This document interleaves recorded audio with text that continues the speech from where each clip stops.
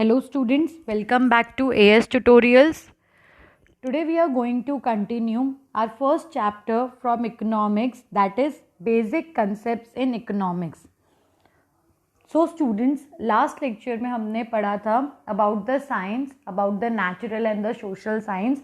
We saw that कि science क्या है? Science is the systematic body of knowledge, that is कोई भी चीज़ अगर हम प्रॉपर प्रोसीजर से करते हैं या सिस्टमैटिकली पढ़ते हैं तो उसे हम क्या कहेंगे? साइंस कहेंगे. साइंस दो टाइप का है, natural science and social science. Natural science क्या होता है?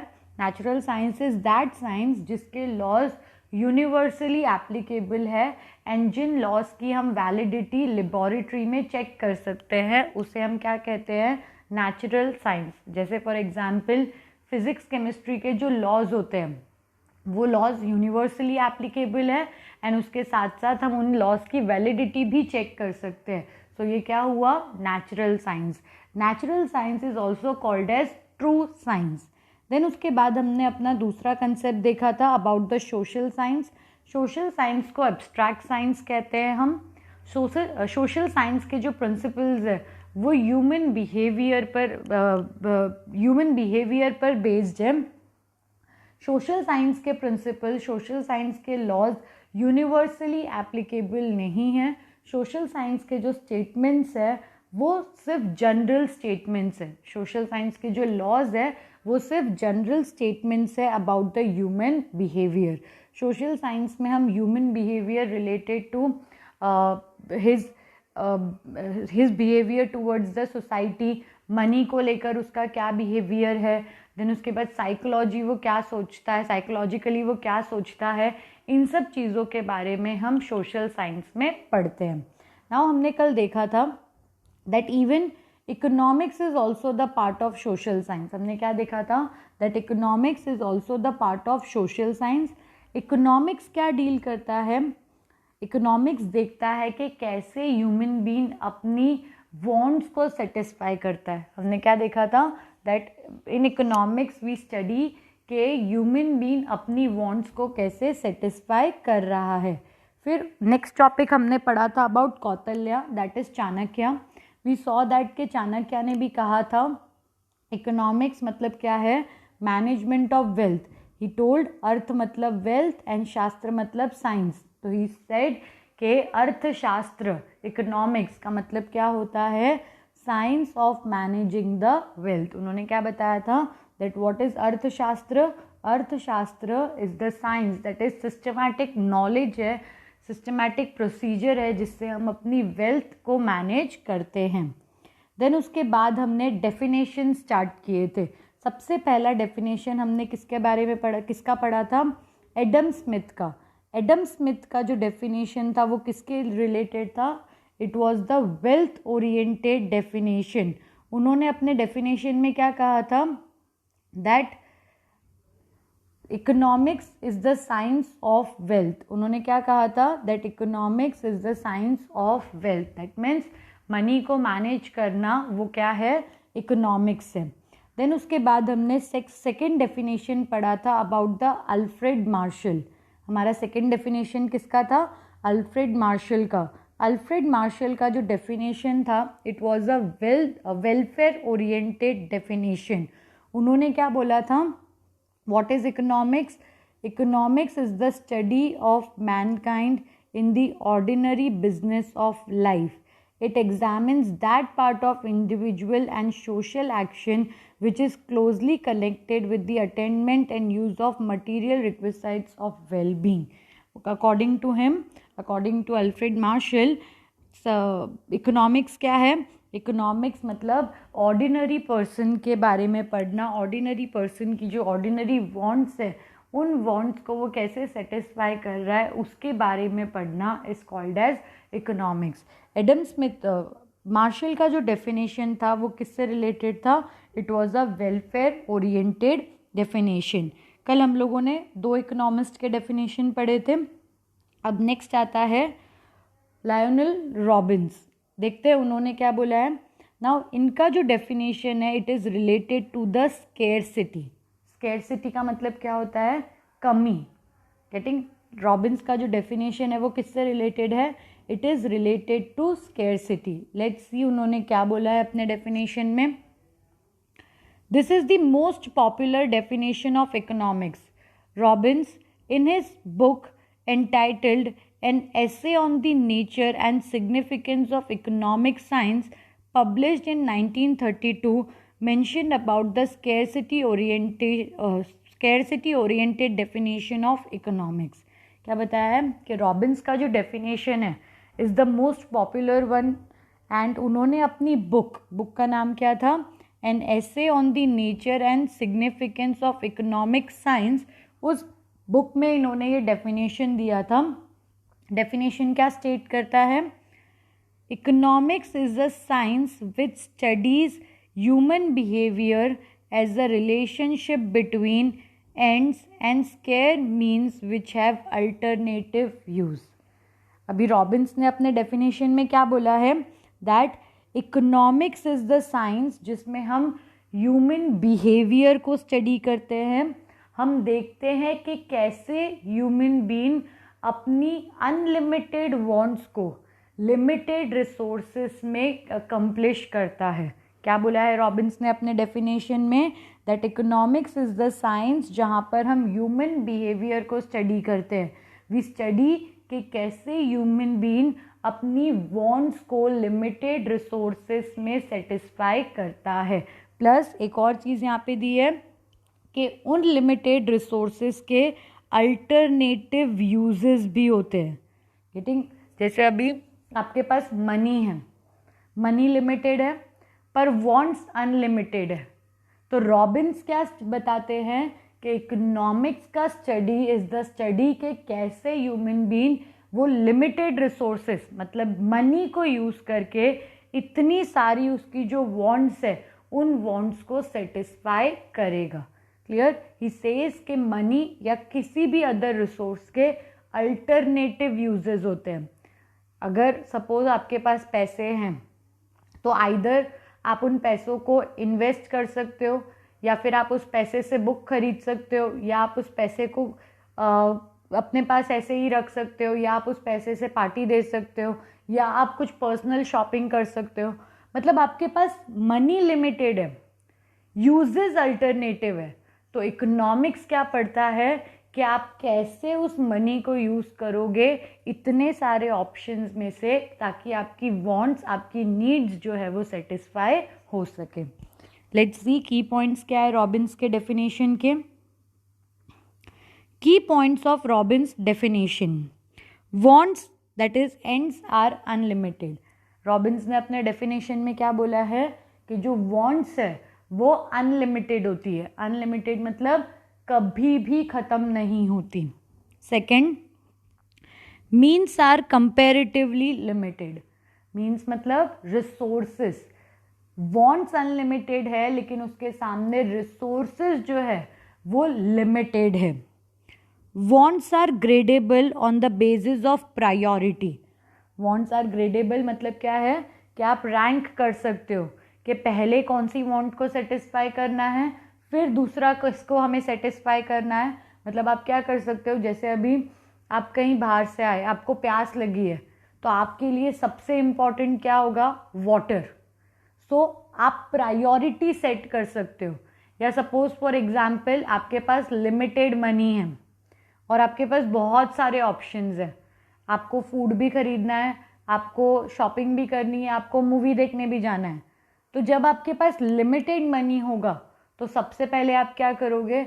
आप पहली प्रायोरिटी दोगे फूड को, दूसरी प्रायोरिटी आप दोगे क्लोथिंग को, दैट इज शॉपिंग के लिए, तीसरी प्रायोरिटी आप किसको दोगे? एंटरटेनमेंट को. मतलब इन शॉर्ट यहाँ पे क्या बताया हुआ है हमें, दैट हमारी जो वांट्स है उन वांट्स को हम ग्रेड कर सकते हैं. दैट इज़ पहले कौन सी सेटिस्फाई करनी है, बाद में कौन सी सेटिस्फाई करनी है, ऐसे हम रैंकिंग उनको दे सकते हैं. एंड लास्टली क्या बोला है? Means have alternative uses. Means मतलब रिसोर्स. रिसोर्स के अल्टरनेटिव यूजेस होते हैं. जैसे फॉर एग्जाम्पल हम मनी को एज रिसोर्स काउंट कर लेते हैं, सो मनी के भी बहुत सारे अल्टरनेटिव यूजेस होंगे. Clear? So this was the definition given by Robbins. उन्होंने क्या बोला था, मनी इज लिमिटेड या resources are limited and wants are unlimited.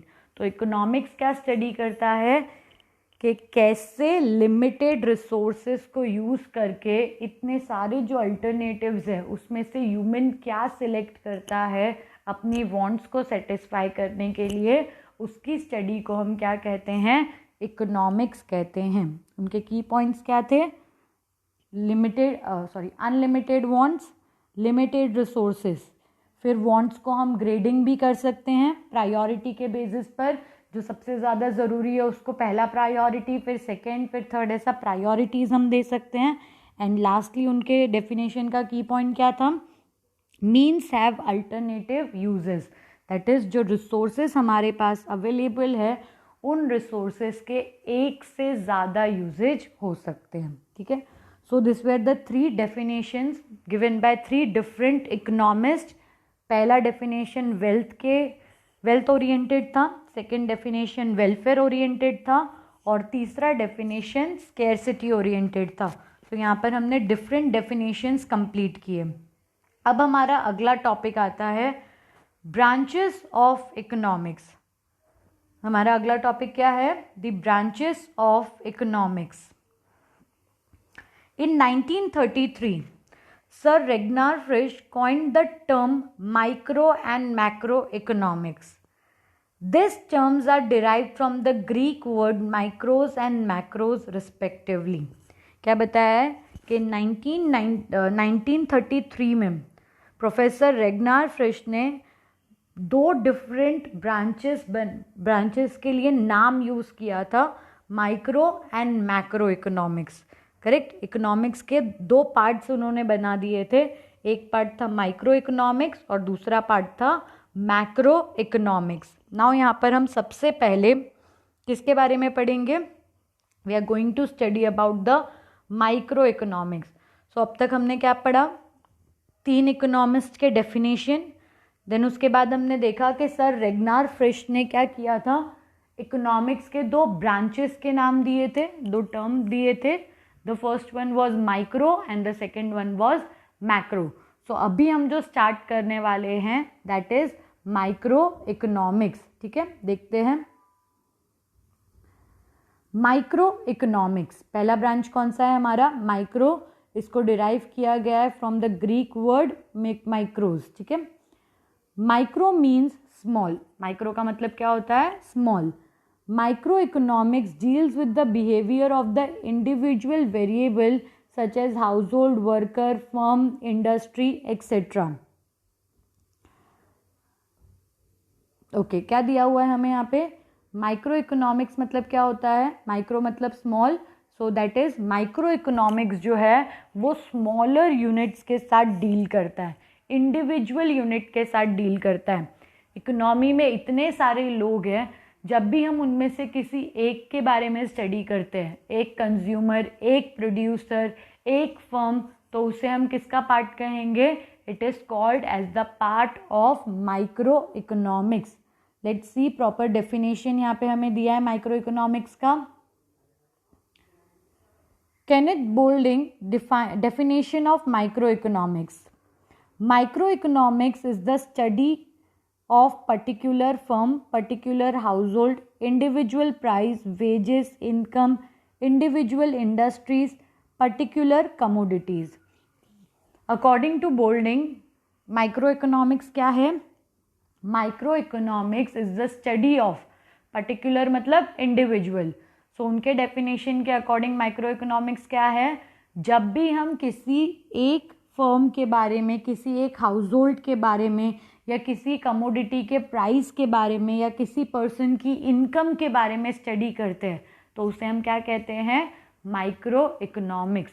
In short, जब भी हम इंडिविजुअल यूनिट्स के बारे में पढ़ते हैं, the study of individual units is called as the micro economics. Clear. अब हमारा अगला टॉपिक आता है basic concepts which are used in micro economics. अलग अलग कंसेप्ट्स हमें बताए हैं, टर्म्स है ये कुछ जो अगर हम अभी पढ़ लेंगे तो आगे चलकर माइक्रो इकोनॉमिक्स पढ़ने में समझने में बहुत ईजी हो जाएगा। क्लियर? यहाँ पे कुछ टर्म्स दिए हुए हमें। तो सबसे पहला टर्म क्या है हमारा? वांट। ऊपर हमने ये वर्ड पढ़ा है, सेटिस्फैक्शन ऑफ वांट्स, रिसोर्सेज, ये सब वर्ड्स हमने पढ़े हैं। तो लेट्स स्टडी कि what exactly the word wants means. Okay, basic concepts of micro economics. Want, सबसे पहला कंसेप्ट क्या है? Want. It is difficult to define want in few words. In common language want can be referred as a need. In economics, want denotes a feeling of lack of satisfaction. This feeling enables the individual to satisfy his want.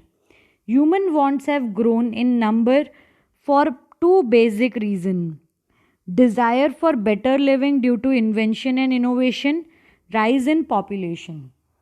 अच्छा, अभी क्या बताया हुआ है यहाँ पे कि want को प्रॉपर तरीके से हम डिफाइन नहीं कर सकते because it is a psychological word हम कह सकते हैं, या फिर हम इसको नीड भी बोल सकते हैं। वांट का मतलब क्या होता है?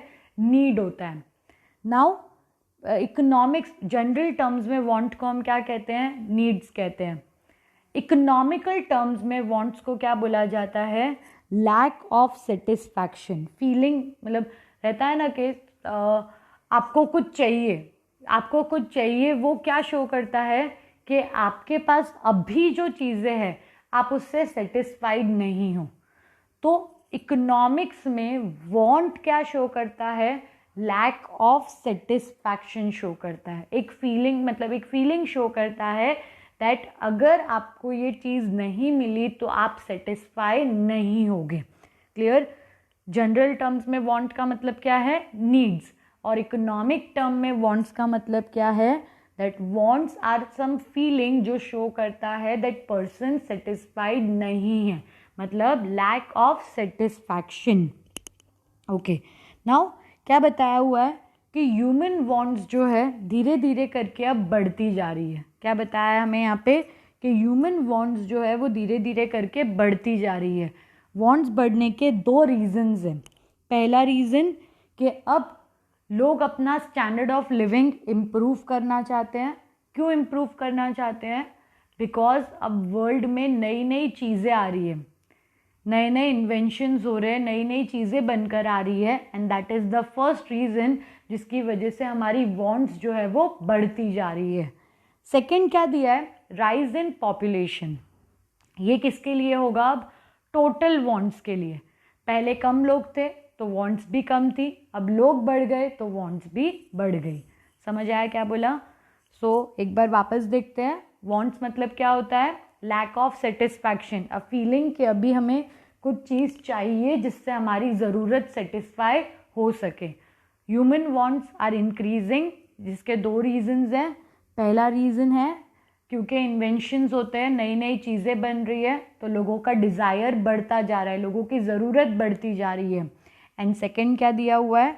Because population is increasing, that is the another reason जिसकी वजह से वांट्स बढ़ रही है।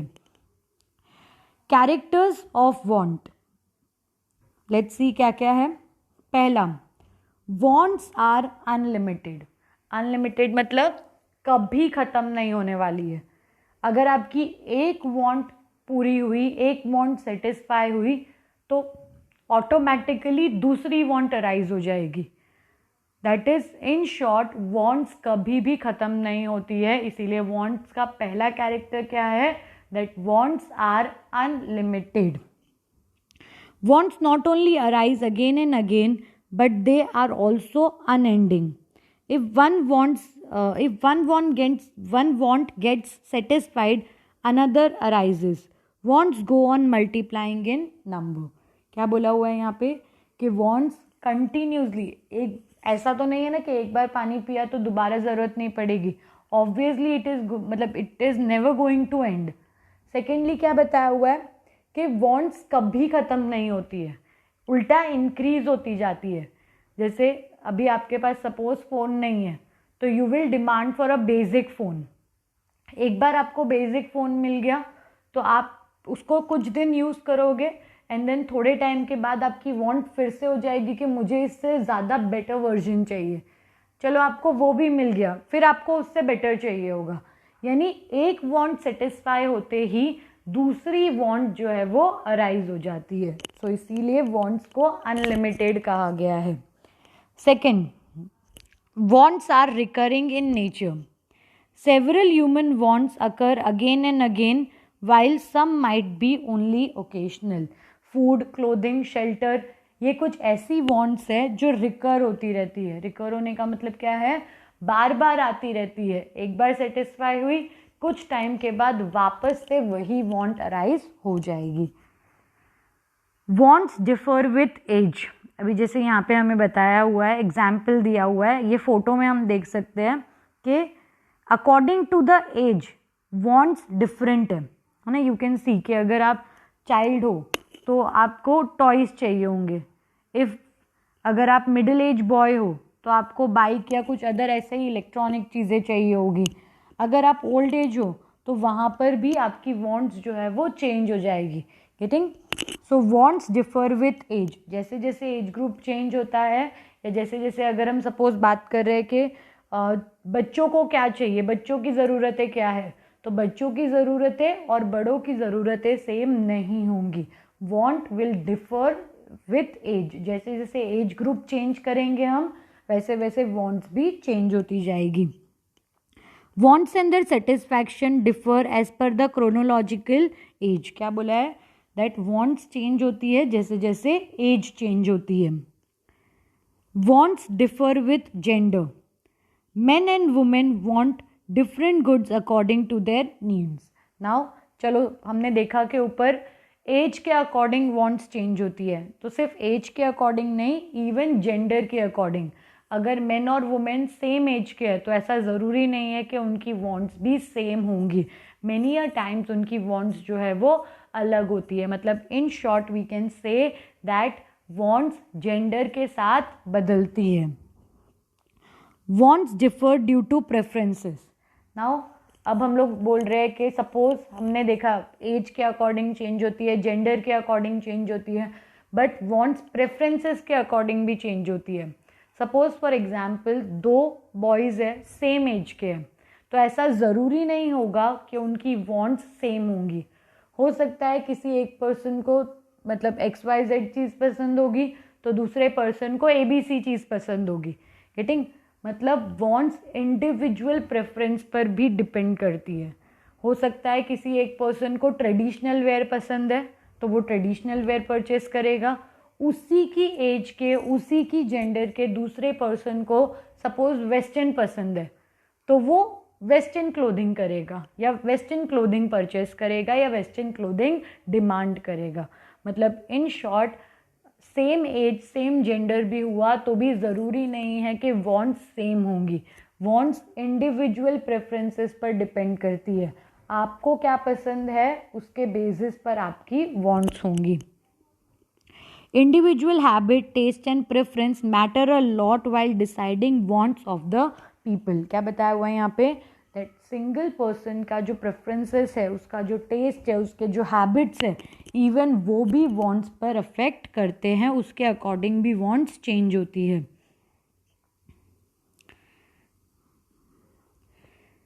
Wants differ with season. So यहाँ पर हम देख सकते हैं ये वाला जो फिगर हमें दिया हुआ है कि गर्मी, बारिश, ठंडी, तीनों में हमारी वॉन्ट्स अलग अलग है। सो यहाँ पे नेक्स्ट पॉइंट हमारा क्या है? दैट वॉन्ट्स जो है वो सीजन के अकॉर्डिंगली चेंज होती है। एंड लास्ट क्या दिया हुआ है हमें?